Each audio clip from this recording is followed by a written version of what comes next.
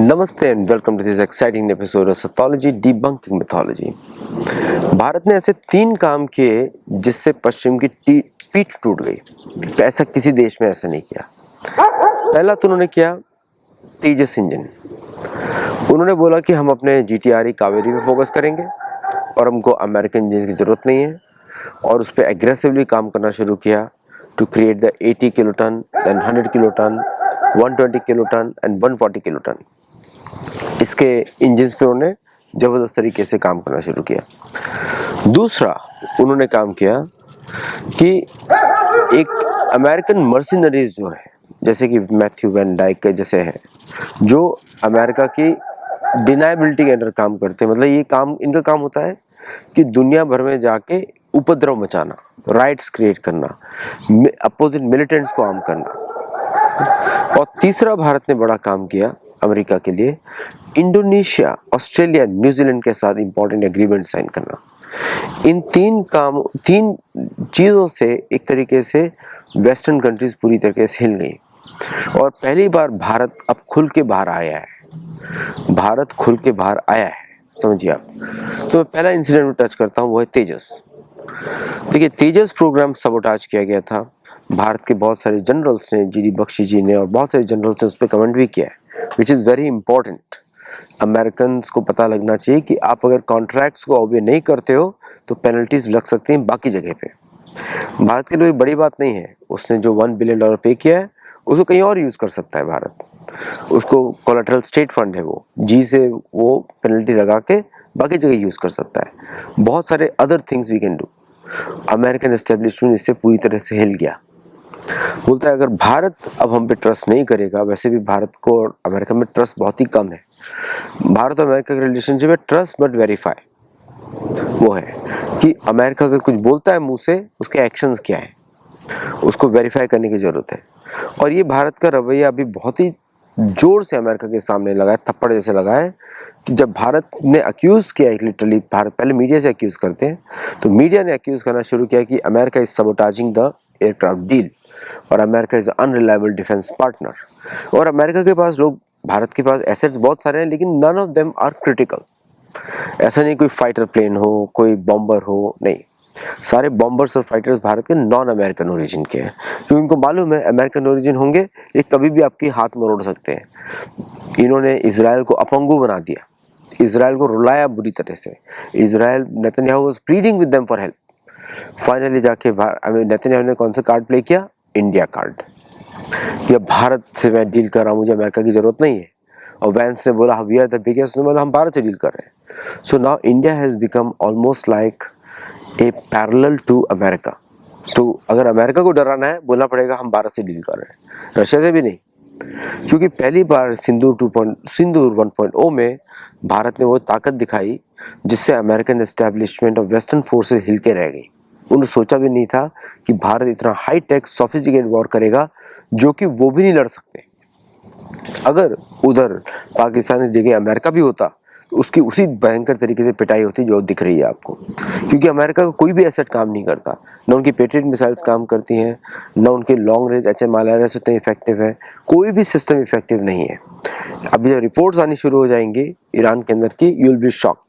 मैं मिलिट्री को बहुत फॉलो करता हूँ, I am not a military expert by the way, I am just a fan, you can say engine का fan, technology का fan, वो मेरा बैकग्राउंड भी है, तो मुझे वो सब जगह एनालाइज करना अच्छा लगता है। Not a single one of them hit the target, not a single one of them hit the target.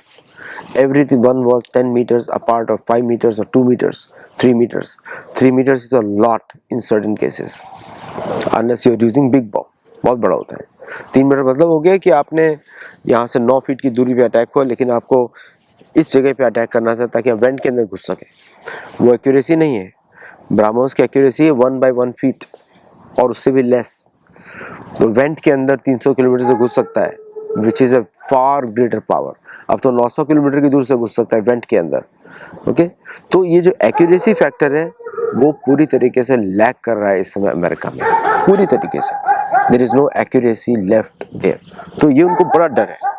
तो भारत ने बोला कि ठीक है, आप हमको इंजन नहीं देते हैं 404, 414, तो हम लोग जब टाई अप करेंगे, we are going to work on GTR engines, Kaveri 2.0, हम उसके अंदर सारे वेरिएंट्स बनाएंगे 110 140 किलो न्यूटन तक। और भारत ने तेजी से काम करना भी शुरू कर दिया, रिप्लेस भी करना शुरू कर देगा, and probably will have more engines for more एयरफ्रेम्स।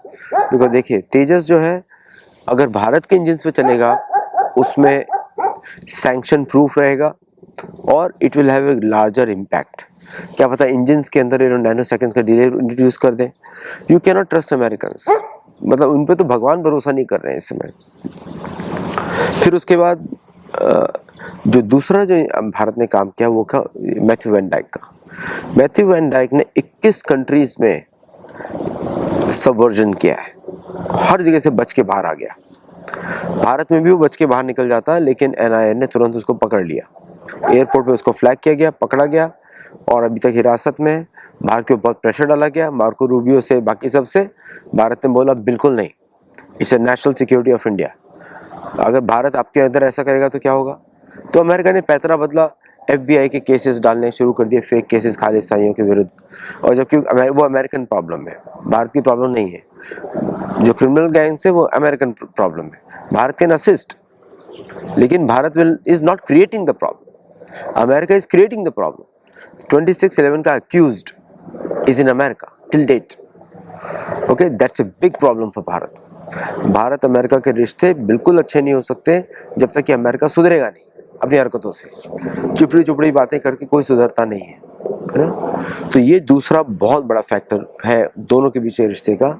Matthew van Dyke आज चल भी नहीं सकता, उसकी वो हालत करी है, चल भी नहीं सकता, उसको व्हील चेयर की जरूरत पड़ रही है।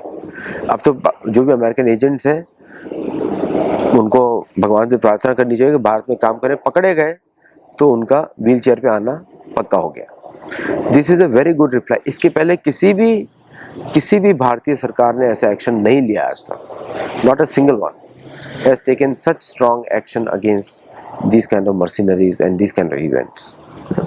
और तीसरा जो सबसे बड़ा फैक्टर है वो है इंडोनेशिया के विजिट। इंडोनेशिया में भारत और ब्रह्मोस की बैटरी सप्लाई कर रहा है। Sabang port which is very crucial, जिसको अमेरिका हथियाना चाहता था और भारत के लिए वो बड़ी प्रॉब्लम होती कि भारत के साउथ में भी डिएगो गार्सिया में भी है, और बिलीव मी डिएगो गार्सिया भारतीय कैपेबिलिटी के सामने कुछ भी नहीं है। ठीक है, ईरान के पास तो 4000 किलोमीटर दूर की मिसाइल्स नहीं है, भारत के तो सिर्फ 1600 किलोमीटर है और भारत उसको चारों ओर से घेर के बैठा हुआ है। तो अगर अमेरिकन बदमाशी होती है तो यूल सी स्ट्रॉन्गेस्ट पॉसिबल भारतीय एक्शन इन दैट एरिया। लेकिन हम लोग तो अच्छे रिलेशंस एस्टेब्लिश करना चाहते हैं भारत और अमेरिका के बीच में। ऐसा नहीं कि हम लोग कोई दुश्मनी चाहते हैं दोनों देशों से, अमेरिका से भी हम कोई दुश्मनी भारत की नहीं चाहते हैं, भारत की भी नहीं चाहते। लेकिन अमेरिका को जो आप लोग दिखते हैं वो चलाता नहीं है, अमेरिका को चलाते हैं artificial interests.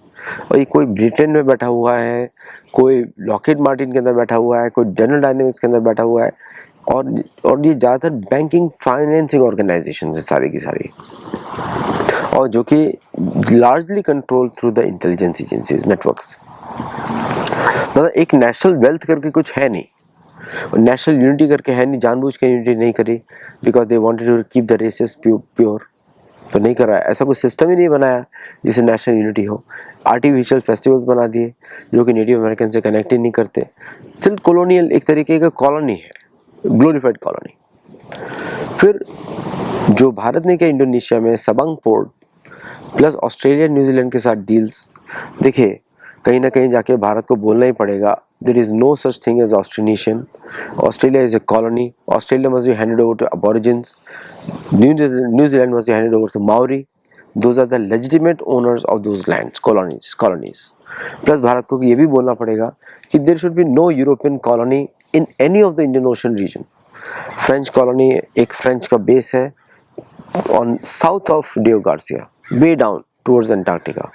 That should not be there for any reason. तो ये सब चीज़ें भारत को डिमांड करनी पड़ेंगी। बट सो फार जो एक्शन हुआ इन तीन चीज़ों पे, उससे अमेरिका दंग है इस समय। अमेरिका के पास कोई उत्तर नहीं है इसके जवाब देने का, कुछ नहीं है अमेरिका के पास। America has no locus standi in any of these issues. क्यों नहीं है? क्योंकि उनके ईगो के चक्कर में they destroyed the relationship with India in a way which can not be repaired actually in the near term। Unless America थोड़ा सा खुल के बाहर आए, खुल के बाहर आए। देखिए नेशनल मीडिया में इंडियन अमेरिकन को कोई विजिबिलिटी नहीं है। नेशनल मीडिया में no Indian American are only in the business side. मतलब आप पैसा कमाओ, टैक्स दो, बस आप यहाँ इन्वॉल्व मत हो। विवेक रामास्वामी को प्रेसिडेंट ही बनने दिया। विवेक रामास्वामी के विरुद्ध कितना कैंपेन लड़ा गया बाय द चर्च। सो ये any non Christian guy, non Catholic guy को चांस ही नहीं अमेरिका में। How is it possible? जबकि अमेरिका के जो नेटिव पॉपुलेशन है वो तो नहीं फॉलो करते, कुछ कन्वर्टेड है, but majority of them maintain their own religious ceremonies also. तो ये भारत के लिए बहुत चैलेंज है, ये रशिया के लिए बहुत चैलेंज है, सॉरी अमेरिका के लिए बहुत बड़ा चैलेंज है। तो तीन चीज़ों में पूरा का पूरा अमेरिकन जो डीप स्टेट है, अदृश्य राज्य है, वो पूरी तरीके से चौंक गया है। अब आप देखिएगा, अगर भारत ये मेंटेन करता है ये इस तरह का पोस्चर, थोड़े सालों में अमेरिका विल टोटली बो डाउन और बोलेगा यस, क्योंकि मिलिटरीली कुछ कर नहीं सकता, वो ताकत नहीं उसके अंदर, उसके पास प्लेटफॉर्म्स नहीं है, एक्सपीरियंस नहीं है, प्लस उसके पास वो फाइनेंशियल पावर नहीं है जिससे वो टैकल कर सके। और वो जो बोल रहे हैं कि अब हम साउथ अमेरिका को देखेंगे, साउथ अमेरिका पैसा नहीं है, उसको लूट लिया गया है, उससे लोगों में कैपेसिटी नहीं है। अब वो तो अपने आप को हरिकेन से नहीं बचा सकते हैं, forget about any other thing, समझे आप, अर्थक्वेक से नहीं बचा सकते हैं, वेरी पुअर। तो अमेरिका कोई यूज नहीं है साउथ अमेरिका के लिए। होल वर्ल्ड्स वेल्थ वो जम्बू द्वीप में है, मतलब एशिया में है, और कहीं नहीं है। इसलिए किसी भी तरह अमेरिका को इधर रहना पड़ेगा। अब वो रहेगा जूनियर पार्टनर के जैसा। वैसे America will be, Bharat will be a senior partner, America will be A junior partner. आपको मेरी बातें सुन के बड़ा अजीब सा लगेगा, but this is a fact. तो इसलिए न्यूज़ हेडलाइंस में मत जाइए जो अमेरिकन प्रोपेगेंडा करती है। I am telling you what is on the ground, है ना। आज के लिए बस इतना ही। थैंक यू वेरी मच, नमस्ते, जय Jagannath, and I will see you in the next show. अगर आपको वीडियो अच्छा लगा तो लाइक करिए, शेयर करिए, वीडियो को हाइप करिए और लोगों को भी बताइए। Thank you.